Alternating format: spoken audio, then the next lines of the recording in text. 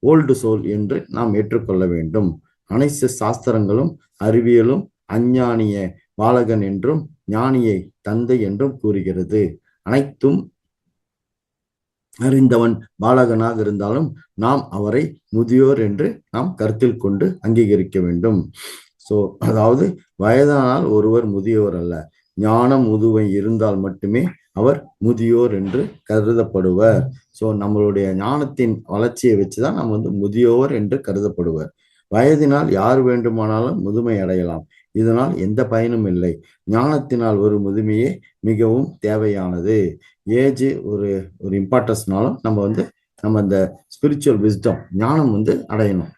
நிருக்தம் என்பது வேதத்தின் ஒரு முக்கியமான அங்கமாகும். அதில் புனர்ஜென்மம் இவ்வாறு கூறப்பட்டுள்ளது.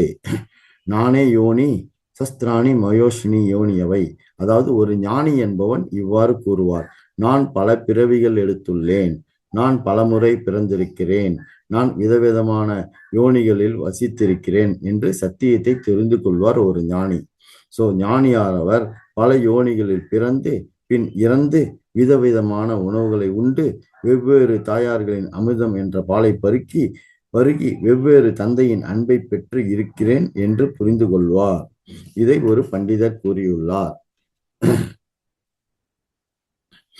ஒரு யோகி மற்றும் சகல நற்குணங்களையும் சார்ந்தவர் மட்டுமே பண்டிதர் ஆவார்.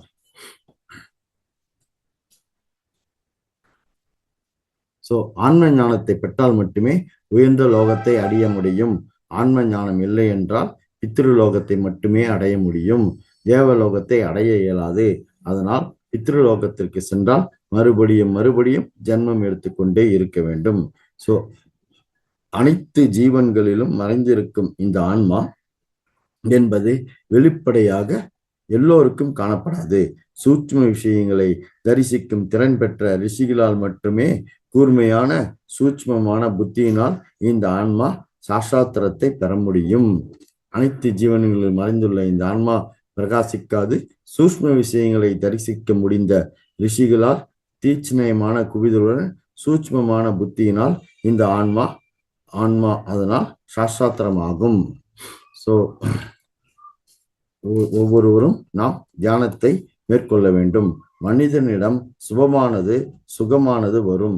இந்த இரண்டையும் நன்றாக புத்தியுள்ளவர்கள் பரிசீலித்து சுகமானதை விட சுபகரமானது சிறந்தது என தேர்ந்தெடுப்பார்கள். ஆனால் புத்தி மந்தமானவர் தனது கர்மித்தனம் ஆர்வத்தினால் சுகமானதை தேர்ந்தெடுப்பார்.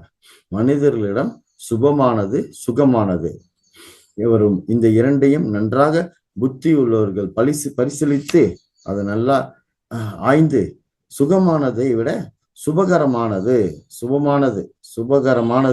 சிறந்தது என தேர்ந்தெடுப்பார்கள். ஆனால் புத்தி மந்தமானவர் தனது கர்மித்தனம் ஆர்வத்தினால் சுகமானதை வேர்ல்ட்லி பஷஸ் அதை தேர்ந்தெடுப்பாங்க. நல்லதையே நாம தேர்ந்தெடுக்க வேண்டும். நாம் சுபகரமான வழியை மட்டுமே தேர்ந்தெடுக்க வேண்டும், சுகமான வழியை அல்ல என்று ராமகிருஷ்ணா மிஷன் கூறுகிறார்கள். வித்வான்கள் அந்த பரமபத பிராப்திக்கு காரணங்களான சத்திய வழி நடத்தல், சத்திய முறைகளை தியானத்தின் மூலமாக தெரிந்து கொண்டு பரமேஸ்வரனை அடைகிறார்கள். அவரின் உள்ளே ஞானிகள் சத்திய நிச்சயமாக மோட்சத்தை அடைந்து சுகத்தை அடைந்து ஜனன மரண நிலையிலிருந்து விடுபட்டு ஆனந்த நிலையில் இருப்பார்கள். இதை கூறுவது தயானந்த சரஸ்வதி பண்டித கோபதேவ். அடுத்ததாக சூட்ச்ம சரீரயானம். அதாவது நாம் தூய்மையான மனம் உள்ள மனிதர் தியானத்தில் எந்த லோகத்தை பார்க்க விரும்புகிறாரோ அவர் அந்த லோகத்தையே காண்கிறார்.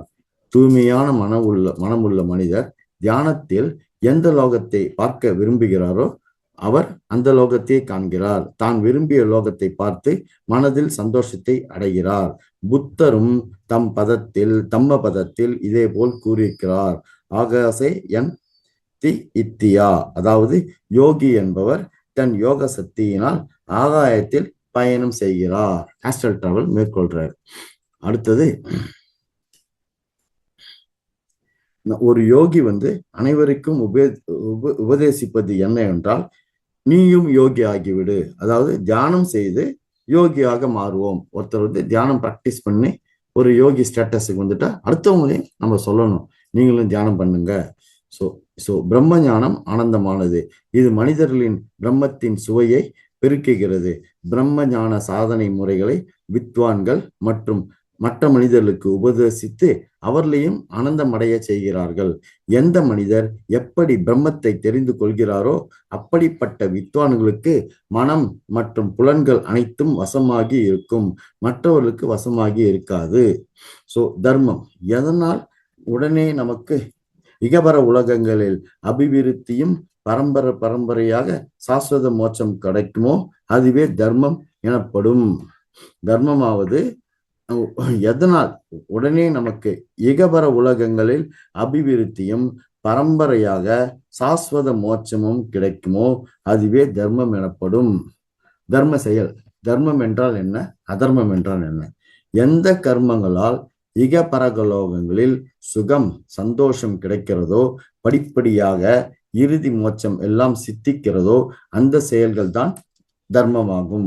ஸோ நம்ம இந்த ஜென்மத்துல நல்லது செஞ்சா நிச்சயமா அது அடுத்த ஜென்மத்துக்கு தொடரும். அது வயது வித்தியாசம் இல்லை, என்னைக்காவது ஒரு நாள் அது ஏற்படும். அந்த தொடர்ச்சி தான், நம்ம பிறவி எடுத்த தொடர்ச்சி தான் அது தர்மம். ஸோ எந்த கர்மங்கள் ஈக பரலோகங்களில் ஆன்ம ஞானத்தை தடுக்கிறதோ அந்த கர்மங்களே அதர்மமாகும். ஆன்ம ஞானத்தை தடுக்குது, அது அதர்மமாகும். ஸோ தர்ம செயல். தர்ம செயல் எது என்பதை கிரகித்து அதனை கடைபிடிப்பது நமக்கு லாபகரமானது. ஸோ எது தர்ம செயல், நற்செயல்கள் எது என்பதை உணர்ந்து அதை நாம் ஃபாலோ செய்தால் அது நமக்கு பெனிஃபிட்டா அடையும், நமக்கு பாசிட்டிவா அமையும், நமக்கு லாபகரமா அமையும். ஸோ இந்த அதர்ம செயல் நமக்கு சுயத்திற்கு கெடுதலானது, நம்மளுடைய செல்ஃபுக்கே அது கெடுதல், அதர்ம செயல். அதனால் உடனே நம்ம அதர்ம செயலை விட்டு விட வேண்டும். ஸோ எது தர்மமோ அதை நாம் செய்ய வேண்டும். இதெல்லாம் எது தர்மம் அதர்மம் என்று நாம ஒரு நிலைக்கு வர்றது தியானத்துல மேற்கொள்வதாலுங்க.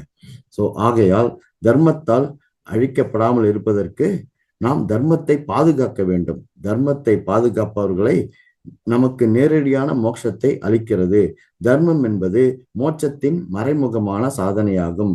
அது மட்டுமல்லாமல் முக்த புருஷர்களின் கடமை தர்மம் தான். ஆனால் மனிதனுக்கு ஞானம் வேண்டும் என்ற கோரிக்கை இல்லை என்றாலும் தான் நம்பிய தர்ம செயல்களை எக்காரணம் கொண்டும் விட்டு விடக்கூடாது. ஸோ தர்ம செயலை விட்டு விடக்கூடாது. அதனால்தான் புத்த பகவான் இவ்வாறு சொல்லுகிறார், தர்மம் சரணம் கச்சாமி. தர்ம செயல்களை விட்டு விடக்கூடாது எக்காரணத்தை கொண்டும். ஸோ 3 விதமான தர்மங்கள் உள்ளது. ஒன்று உடல் தர்மம், 2வது ஆன்ம தர்மம், 3வது பரதர்மம். இதில் ஒவ்வொன்றும் தனிப்பட்ட முறையில் சிறந்தது. ஒன்றும் ஒரு சிறப்பு பெற்றிருக்கும். உடல் தர்மம், உடலுக்கு நன்மை அளிக்காத செயல்களை தவிர்க்க வேண்டும். தனக்கு மீறிய தர்மத்தை செய்யக்கூடாது. நம்ம லிமிட்டை நாம் உணர்ந்து நம்ம தர்மம் செய்யணும். நம்பர் 2 ஆன்ம தர்மம். ஆன்மாவின் முன்னேற்றத்தை தடுக்கும் உடலுக்கும் குடும்பத்துக்கும் மீறிய தர்மத்தை செய்யக்கூடாது. ஆன்ம ரீதியாக முன்னேறும் செயல்களை செய்ய வேண்டும். ஆன்மாவின் முன்னேற்றம் மிகவும் அவசியமானதாகும். நம்பர் 3 பரதர்மம். சமுதாயத்திற்கு ஞானம் மற்றும் பிராணிகள் மீது அன்புடன் செயல்பட வேண்டும். சமுதாயத்திற்கு ஞானம் மற்றும் அனைத்து பிராணிகள் மீதும் அன்புடன் செயல்பட வேண்டும். இவைதான் பரதர்மம் என கருதப்படுகின்றது. ஸோ இவ்வாறாக 3 தர்மத்தை பற்றி கூறியுள்ளார்கள். நான் இறுதியாக தியானத்தினால் ஏற்படும் நன்மைகளை கூற விழைகிறேன். நண்பர்களே, தியானம் செய்வதால் ஏற்படும் பல நன்மைகள். அனைத்து நோய்களும் முழுமையாக குணமாகும். டிசீசஸ்லாம் குணமாகும். ஞாபக சக்தி அதிகரிக்கும். மெமரி பவர் இன்க்ரீஸ் ஆகும். தேவையற்ற பழக்கங்கள் நீங்கிவிடும். பேட் ஹேபிட்ஸ் போய்விடும். மனம் எப்போதும் அமைதியாகவும் ஆனந்தமாகவும் இருக்கும். நம்ம இன்னர் பீஸா இருப்போம். மனம் இன்னர் பீஸ் இருக்கும், அமைதியாக இருக்கும். அனைத்து பணிகளையும் திறம்பட செய்ய முடியும். தியானம் செய்தால் நம்மளுடைய ஒர்க் எஃபிஷியன்சி இம்ப்ரூவ் ஆகும். தூக்கத்தின் தேவை குறையும். ஸ்லீப் ஹவர்ஸ் குறையுங்க. உறவுகள் மேலும் அர்த்தமுள்ளதாகவும் நிறைவை தருவதாகவும் மேன்மை அடைகிறது. நம்ம ரிலேஷன்ஷிப் நல்லா இம்ப்ரூவ் ஆகும். சிந்தனை சக்தி உயரும். தாட் பவர் இன்க்ரீஸ் ஆகும். அடுத்தது சரி எது தவறு எது என்பதை பகுத்தறியும் திறன் மேம்படும். நம்ம செய்ய நடவடிக்கைகளை எது சரி எது தவறு என்று நம்ம டைஜஸ்ட் பண்ணி கண்ட்ரோல் பண்ண முடியும். ஸோ அது வந்து நமக்கு அந்த திறன் வந்து மேம்படும். வாழ்க்கையின் நோக்கம் தெளிவாக நமக்கு புரியும். நம்மளோட எய்ம் ஆஃப் லைஃப் வந்து நமக்கு நன்றாக புரியும். ஸோ இதை நான் வந்து ஒவ்வொரு நாளும் சொல்லிட்டு தான் வரேன். அந்த அட்வான்டேஜஸ் ஆஃப் த தியானத்தை, பெனிஃபிட்ஸ் ஆஃப் த தியானத்தை. ஸோ அதெல்லாம் நம்ம தியானம் ப்ராக்டிஸ் பண்ணி நம்ம நிச்சயமா வந்து தியானத்தை வந்து குழந்தைங்களுக்கும் சொல்லிக் கொடுங்க. 5 வயது முதல் கொண்டு தியானம் ப்ராக்டிஸ் செய்யலாம். மற்றவர்களுக்கும் சொல்லிக் கொடுங்க என்று சொல்லி எனக்கு இந்த வாய்ப்பை அளித்த மகவதார் அறக்கட்டளைக்கு நன்றி கூறுகிறேன்.